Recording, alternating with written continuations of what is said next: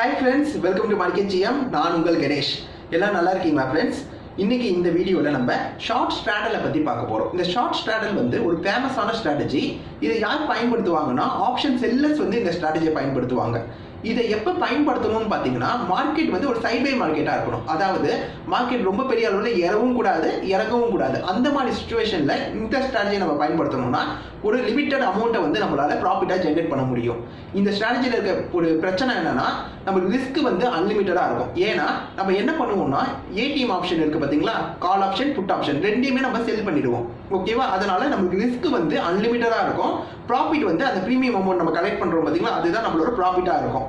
இந்த ஸ்ட்ராட்டஜியை நம்ம பயன்படுத்தும் போது ரெண்டு விஷயங்களை நம்ம கண்டிப்பாக கவனிக்கணும். ஒன்று வந்து நம்மக்கிட்ட எக்ஸ்ட்ரா அமௌண்ட் இருக்கணும். ஏன்னா நம்மளுக்கு இது வந்து நம்ம செல் பண்ணி விடுறோம், அதனால நம்மளுக்கு எம்டிஎம் லாசஸ் வரும். அதை கவர் பண்ணதுக்கான அமௌண்ட் நம்மக்கிட்ட இருக்கணும். அதே மாதிரி ஸ்டாப் லாஸை கம்பல்சரியாக பயன்படுத்தணும். இல்லைனா நம்மளுடைய லாஸ் வந்து பெரிய அளவில் போகிறதுக்கு வாய்ப்புகள் இருக்குது.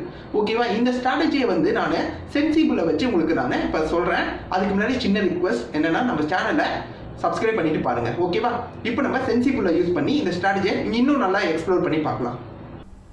இப்போ சென்சிபிளில் இருக்க ஸ்ட்ராட்டஜி பில்டருக்குள்ளே நம்ம போகலாம். இதில் ஸ்ட்ராடல் கொடுத்து வச்சுருப்பாங்க. டிஃபால்ட்டாக நம்மளுக்கு ஷார்ட் ஸ்ட்ராடல் வந்து டிஃபால்ட்டாக இருக்கும். இதில் எப்பயுமே நம்ம ஏடிஎம் ஸ்ட்ரைக் ப்ரைஸை தான் சூஸ் பண்ணணும். ஐடிஎம்மும் சூஸ் பண்ணக்கூடாது, ஓடிஎம் ஸ்ட்ரைக் ப்ரைஸையும் சூஸ் பண்ணக்கூடாது. நம்ம ஏடிஎம் தான் சூஸ் பண்ணணும். அதை நம்ம சூஸ் பண்ணோடனே ரெண்டு சைட்லேயுமே ஆட்டோமேட்டிக்காக அந்த பிளேஸ் வந்து செல் வந்து பிளேஸ் ஆகிருக்கும். இப்போ இதில் மேக்ஸிமம் ப்ராஃபிட் பார்த்தீங்கன்னா 18,338 இருக்குது. மேக்ஸிமம் லாஸ் வந்து அன்லிமிட்டடாக இருக்குது. நமக்கு தேவைப்படுற அந்த ஃபண்டு வந்து 2,46,000 இருக்குது. கொஞ்சம் எக்ஸ்ட்ரா ஃபண்டு நம்மக்கிட்ட இருக்கணும். ஒரு வேளை நம்மளுக்கு எம்டிஎம் லாஸஸ் வந்துச்சுன்னா அதை கொஞ்சம் கவர் பண்ணதுக்கான அமௌண்ட் நம்மக்கிட்ட இருக்கணும். எப்பயுமே ஆப்ஷன் செல் பண்ணும்போது அந்த அமௌண்ட் கொஞ்சம் எக்ஸ்ட்ரா வச்சுக்கிறது என்றைக்குமே நல்லது. இதில் இருக்க பிரச்சனை என்னன்னு நான் சொல்லிடுறேன். இந்த ஸ்ட்ராட்டஜியை வந்து நீங்கள் எக்ஸ்பிரி டேட் அன்றைக்கி பண்ணவே கூடாது. எக்ஸ்பிரிக்கு ரொம்ப முன்னாடி தான் இந்த ஸ்ட்ராட்டஜி நீங்கள் பயன்படுத்தணும். அதாவது உங்களுக்கு வந்து நல்ல டைம் வேல்யூ இருக்கணும். இப்போ வீக்லி எக்ஸ்பிரி நம்ம இங்கே யூஸ் பண்ணுறது வந்து நம்ம நிஃப்டியோட வீக்லி எக்ஸ்பிரி யூஸ் பண்ணுறோம். மினிமம் ஒரு 5 days இல்லை 6 days இருக்கும்போது எக்ஸ்பிரிக்கு முன்னாடி நம்ம செல் பண்ணாதான் நமக்கு நல்ல ஒரு ப்ரீமியம் அமௌண்ட் கிடைக்கும். அந்த டைம் வேல்யூ நிறைய இருக்கும். நம்மளுக்கு ப்ரீமியம் அமௌண்ட்டு ஓரளவுக்கு நல்ல டீசெண்டாக வரும். ஒருவேளை நம்ம எக்ஸ்பிரி அன்றைக்கி பண்ணோன்னா நமக்கு வர அந்த மேக்ஸிமம் ப்ராஃபிட் வந்து ரொம்ப ரொம்ப கம்மியாக இருக்கும். ஓகேவா, அதே மாதிரி இதில் மேக்ஸிமம் ப்ராஃபிட் வந்து எப்போ நம்மளுக்கு அச்சீவபிள் ஆகும்னா நம்ம ஏடிஎம்மை வந்து செல் பண்ணுறோம் பார்த்தீங்களா, ரெண்டு சைட்லையுமே ஏடிஎம் செல் பண்ணுறோம் பார்த்தீங்களா. இதே சுச்சுவேஷன் வந்து நமக்கு எக்ஸ்பிரி டேட் அன்றைக்கும் வந்துச்சுன்னா, அதாவது அன்றைக்கும் நிஃப்டி வந்து ஒரு இதே மாதிரி இப்போ நமக்கு அந்த ஏடிஎம்மாக இருக்குல்ல, இதே ஸ்ட்ரைக் ப்ரைஸ் வந்து அப்பயும் ஏடிஎம்மாக இருந்தால் மட்டும்தான் நம்மளுக்கு இந்த மேக்ஸிமம் ப்ராஃபிட் ஆனது கிடைக்கும். அதை வந்து உங்களுக்கு நான் பே ஆஃப் டேபிளில் காட்டுறேன். இந்த கிராப்பை விட அந்த பே ஆஃப் டேபிளில் பார்த்தீங்கன்னா உங்களுக்கு அது நல்லா புரியும். இப்போ இன்டர்வலை வந்து நான் 100 மாற்றிக்கிறேன். ஓகே, இப்போ நமக்கு வந்து நிஃப்டி வந்து 25,149 இருக்குது. ஓகேவா, இப்போ இந்த ரெண்டு ஆப்ஷனுமே 25,200 இது ரெண்டுமே வந்து நம்மளுக்கு ஏடிஎம். ஓகேவா, இந்த ஏடிஎம்மில் எக்ஸ்பிரி அன்னைக்கு நம்மளுக்கு முடிஞ்சிச்சுன்னா, எக்ஸ்பிரி டேட் அன்னைக்கு நம்மளுக்கு முடிஞ்சிச்சுன்னா நமக்கு 18,338 கிடைக்கும். ஆனால் இதுக்கான வாய்ப்பு என்பது ரொம்ப ரேரான வாய்ப்பு தான். ஓகேவா, நமக்கு வந்து ஒரு வேளை அது ஒரு 25,000க்குள்ளே 25,000 முடிஞ்சிச்சுன்னா நமக்கு 3,338 கிடைக்கும். ஓரளவுக்கு நம்ம ப்ராஃபிட் ஜோனில் இருப்போம். அதே மாதிரி 25,400 முடிஞ்சாலும் நம்ம ப்ராஃபிட் ஜோனில் இருப்போம். அதே மாதிரி சின்ன ப்ராஃபிட் ஜோனில் இருப்போம். ஸோ நமக்கு இந்த ரேஞ்ச் பாண்டை தாண்டி போச்சுன்னா நான் வந்து இப்போ 50 இன்டர்வலை வச்சு காட்டுறேன். அதுலேயும் நம்ம ஒரு பார்த்துக்கலாம். ஸோ இந்த இன்டர்வலை தாண்டி நமக்கு போச்சுன்னா, அதாவது 24,950 அந்த ரேஞ்சுக்கு போனாலே நம்மளுக்கு எக்ஸ்பிரி அன்றைக்கி ஒரு சின்ன லாஸ் வந்து வர ஆரம்பிக்கும். ஸோ ரெண்டு சைட்லேயுமே அதே மாதிரி தான். ஸோ இந்த ஸ்ட்ராட்டஜியை நம்ம பயன்படுத்துகிறோன்னா கம்பல்சரியாக மார்க்கெட் என்பது நமக்கு வந்து ஒரு சைட் பை மார்க்கெட்டாக இருக்கணும். அதே மாதிரி நம்மளுக்கு டைம் வேல்யூ ரொம்ப அதிகமாக இருக்கணும். ஒரு மந்த்லி கான்ட்ராக்டை நம்ம செல் பண்ணுறோன்னா மினிமம் ஒரு 20-25 நாளைக்கு முன்னாடி நம்ம செல் பண்ணோன்னா ஓரளவுக்கு ப்ராஃபிட் மேக் பண்ணலாம். அதே மாதிரி நம்ம ஸ்டாப் லாஸ் கம்பல்சரியாக போடணும். அதே மாதிரி நம்மக்கிட்ட எக்ஸ்ட்ரா ஃபண்டு கொஞ்சம் இருக்கணும். இது எல்லாமே இருந்தால் தான் இந்த ஸ்ட்ராட்டஜியை நம்ம பயன்படுத்தணும். ஓகேவா, அப்படி நம்ம பயன்படுத்தணும்னா நம்மளால் ஓரளவுக்கு டீசெண்டாக நம்மளால் ப்ராஃபிட் மேக் பண்ண முடியும் இந்த ஸ்ட்ராட்டஜியை பயன்படுத்தி.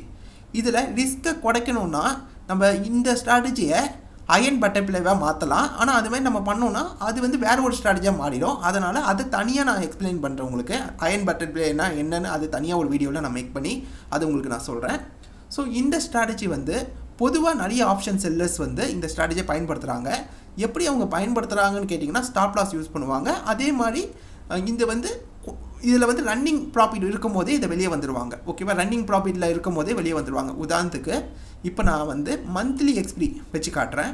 இப்போ இதில் வந்து நான் ஐடிசி இப்போ நான் சூஸ் பண்ணுறேன். ஐடிசி நான் சூஸ் பண்ணிவிட்டு இதில் ஸ்ட்ராடல் போடுறேன். ஓகேவா, இந்த மாதிரி ஸ்டாக்கில் வந்து நம்ம பண்ணும்போது இன்னொரு விஷயம் நீங்கள் கவனமாக இருக்கணும்.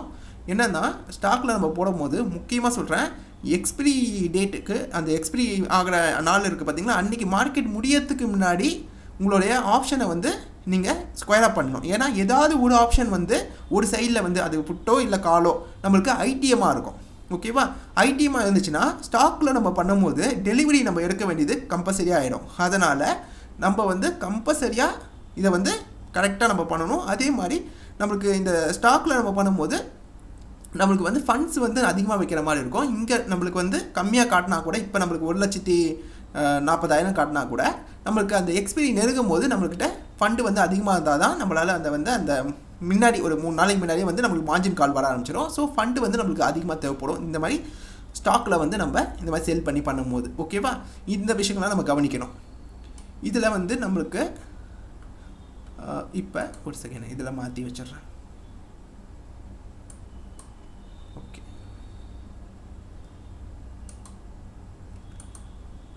ஸோ நமக்கு ப்ரைஸ் மூமெண்டம் எப்படி தான் இருந்துச்சுன்னா நம்மளுக்கு வந்து ப்ராஃபிட் வரும்னு என்பது இங்கே இருக்கும். ஓகேவா, ஸ்டாக்கில் பண்ணும்போது கூட நீங்கள் வந்து ஓரளவுக்கு டீசெண்டாக உங்களால் ப்ராஃபிட் எடுக்க முடியும். இதில் வந்து உங்களுக்கு அந்த இது வந்து கொஞ்சம் அதிகமாக இருக்கும். உங்களுக்கு இதை பார்க்கும்போது இண்டெக்ஸை பார்க்கறத விட இதில் வந்து உங்களுக்கு கொஞ்சம் அந்த இன்டர்வல்ஸ் வந்து கொஞ்சம் பெருசாக இருக்கும்.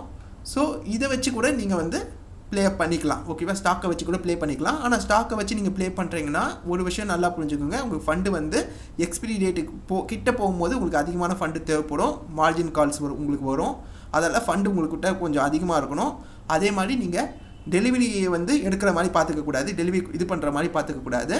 நீங்கள் என்ன பண்ணணும்னா, ஒரு வேளை புட்டில் வந்து உங்களுக்கு முடிஞ்சிச்சுன்னா ஐடிஎம்மாக முடிஞ்சுன்னா நீங்கள் டெலிவரி எடுக்கிற மாதிரி ஆகிடும். அதுவே வந்து காலில் இதாச்சுன்னா காலில் வந்து ஐடிஎம் ஆச்சுன்னா நீங்கள் டெலிவரி கொடுக்குற மாதிரி இருக்கும். ஸோ அந்த மாதிரி ஒரு சுச்சுவேஷன் உங்களுக்கு வரக்கூடாதுன்னு நீங்கள் நினச்சிங்கன்னா மார்க்கெட் முடியறதுக்கு முன்னாடியே நீங்கள் உங்களோட ஆப்ஷனை வந்து ஸ்கொயராக பண்ணிக்கணும். எந்த ஆப்ஷன் வந்து ஐடிஎம்மாக இருக்கோ அதை வந்து மறக்காமல் ஸ்கொயராக பண்ணிக்கணும். ஓகேவா, ஸோ இந்த ஸ்ட்ராட்டஜி வந்து உங்களுக்கு புரிஞ்சிருக்கும்னு நினைக்கிறேன். நான் ஸ்டாக்கை வச்சும் சொல்லிட்டேன், நிஃப்டியை வச்சியும் சொல்லிட்டேன், இண்டெக்ஸை வச்சும் சொல்லிட்டேன். இதில் ஏதாவது டவுட் இருந்துச்சுன்னா என்கிட்ட கேளுங்க, நான் உங்களுக்கு அதை எக்ஸ்பிளைன் பண்ணுறேன். ஓகேவா, இதோட இந்த வீடியோவை நான் முடிச்சுக்கிறேன். Take care, bye by.